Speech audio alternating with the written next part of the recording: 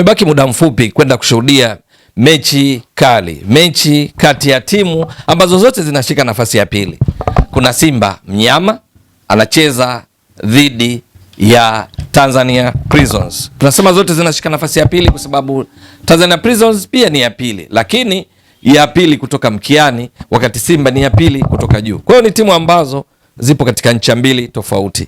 Moja ya pili kwenye kilele cha msimamo wa ligi kuu Tanzania bara, nyingine ni ya pili kutoka mkiani, kwa maana kwamba kutoka KMC inayofuatia ni Tanzania Prisons inayoshika nafasi ya 15. Kutoka Yanga wanaongoza ligi, wanaofuatia ni Simba mnyama.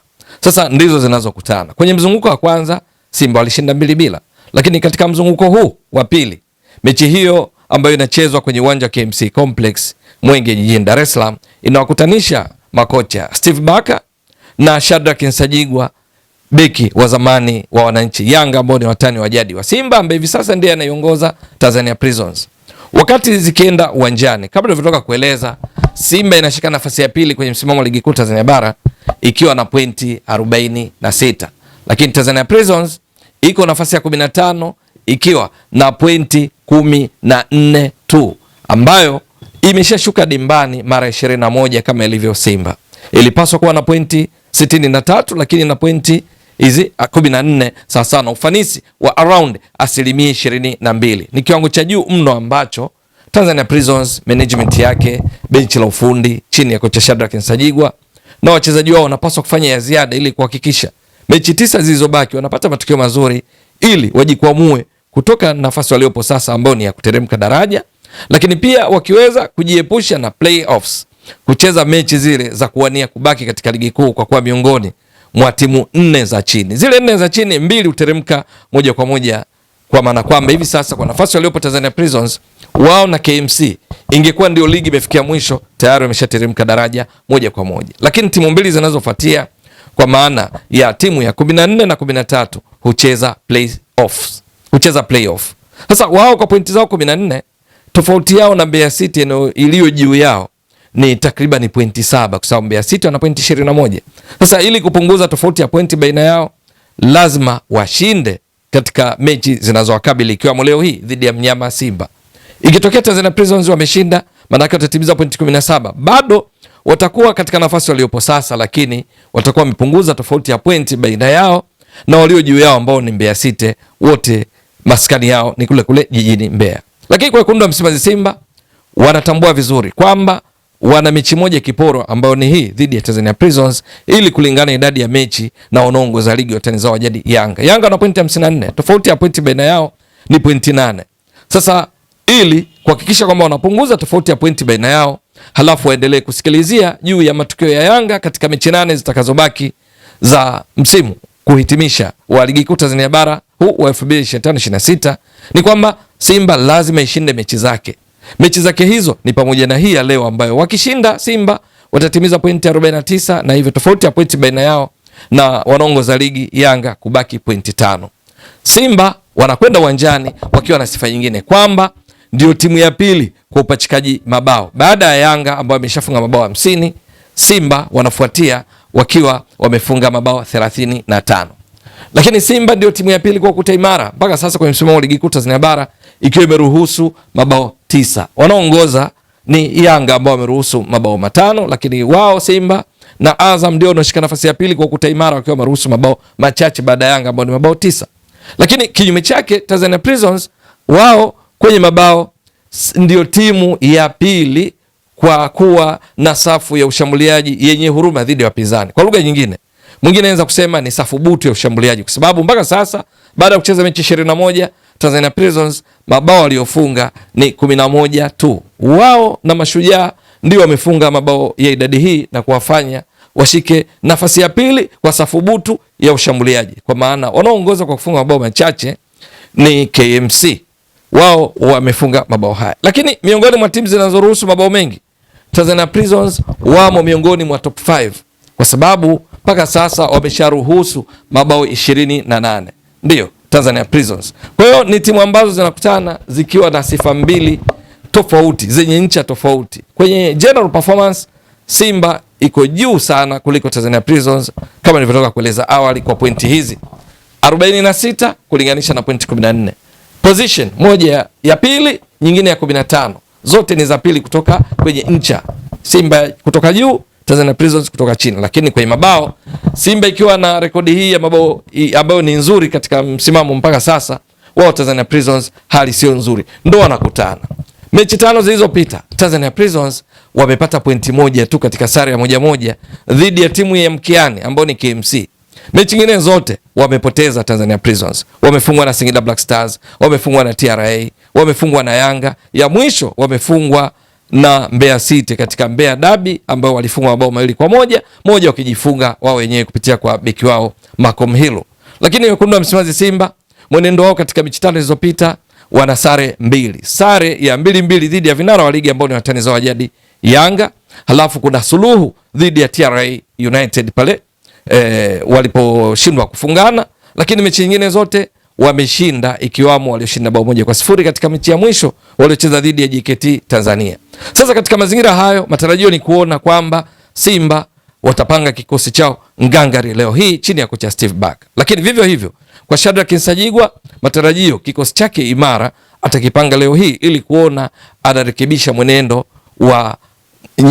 wao, kwa sababu hawako vizuri. Kupata pointi moja katika mechi 5 zilizopita maana yake ni ufanisi wa around 7%, kwa sababu wamepata pointi moja kati ya 15 zitokanazo na mechi 5. Simba katika mechi 5 zilizopita wamepata pointi 11 kwa sababu ya kushinda mechi 3, sare 2, ambayo ni performance ya 73%. Kwa kikosi chao Simba, matarajio ni kuona golikipa Mahamadou Tajajibo akianza golini, lakini kulia matarajio ni kuona kama nahodha Shomari Kapombe atakosekana, maana kulikuwa na taarifa kwamba ana majeraha, anaweza akaanza David Kameta Duchu kwenye beki wa kulia. Beki wa kushoto matarajio ni kuona Nixon Kibawage akiwepo pale, yes. Lakini katikati matarajio ni kuona Ismail Olivier Toure akiwepo pamoja na Rushain Derok akiwepo hapa.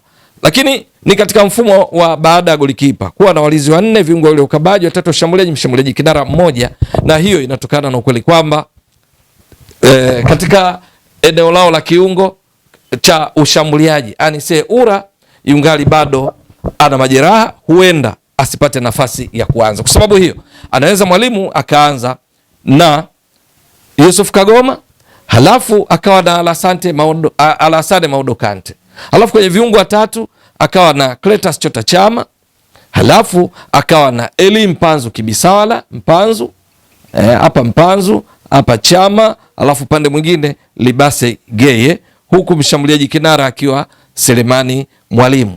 Lakini anaweza kaanza tofauti pia hapa Kante, kama akibadilisha akianza na mfumo wa baada ya golikipa ni 4-3-3, waweza kushuhudia kwamba akaanza na Yusuf Kagoma, halafu kwenye viungo watatu kukawepo pia na Neo Maema ambaye amekuwa kwenye kiwango bora hivi karibuni, akacheza na Yusuf Kagoma miongoni mwa viungo watatu, kukawepo na Cletus Chota Chama, mbele akawa na Libase Geye, akawa na Mpanzu, akawa na Selemani Mwalimu na kadhalika. Au anaweza kamleta Ino Jospin Loemba, Mpanzu akaanzia nje kama ambavyo amekuwa akifanya hivi karibuni katika baadhi ya mechi. Vyote itakavyokuwa ni kikosi imara sana katika mfumo huu ama 4-3-3. Lakini kwa Tanzania Prisons matarajio ni kuona wanaanza na mfumo baada ya golikipa kuwa na walinzi 4, viungo 4, washambuliaji 2, ambapo golikipa anaweza kaendelea Edward Mwakyusa akaendelea kuwepo golini, maana hivi karibuni ndo amekuwa akianza badala ya Musa George Mbisa.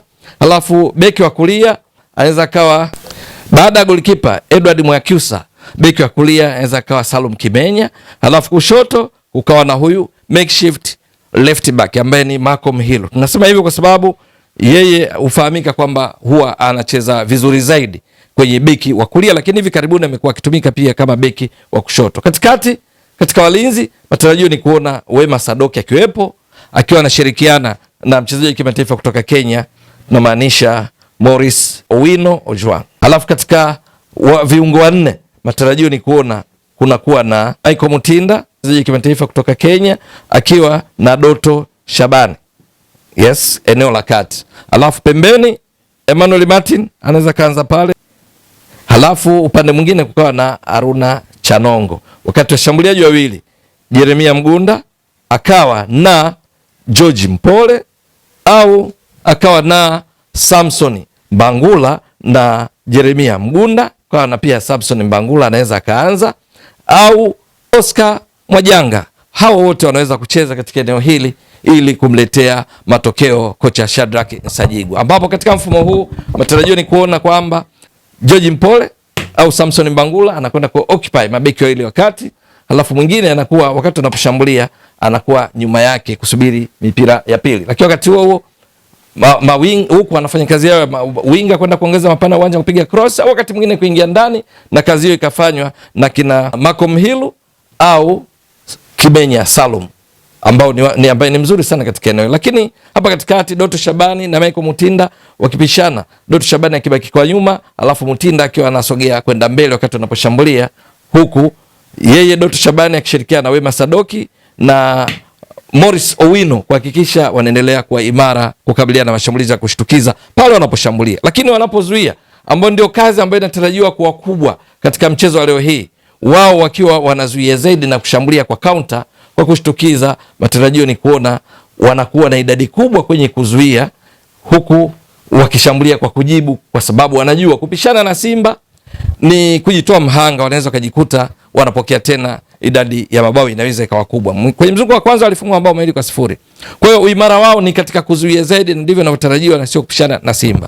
Lakini Simba wakijua wanacheza kwenye uwanja KMC Complex, waliohamia wakitoka katika uwanja wa Meja Jenerali Samuyo, matarajio ni kuona watamiliki sana mpira.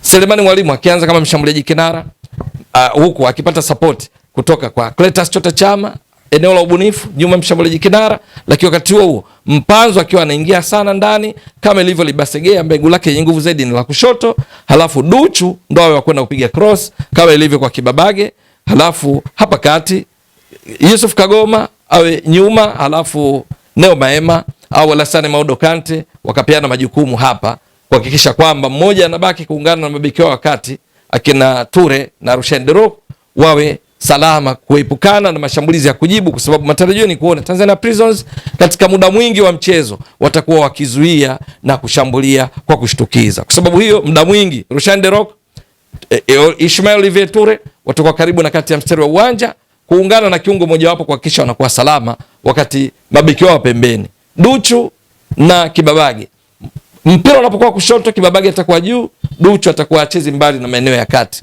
lakini kinyume chake Kibabage ndiye atakayefanya hivyo wakati Duchu anakwenda kupanda mpira ukishambulia kutoka upande wa kulia. Ni matarajio kwamba itakuwa ni mechi ya kwamba Simba wanamiliki zaidi mpira, Tanzania Prisons wakizuia zaidi na kushambulia kwa kujibu, kutumia hizi spaces, hizi nafasi ambazo Rushaine De Reuck, Ture watakuwa wanaziacha, kwa sababu muda mwingi watakuwa karibu na kati ya mstari wa uwanja.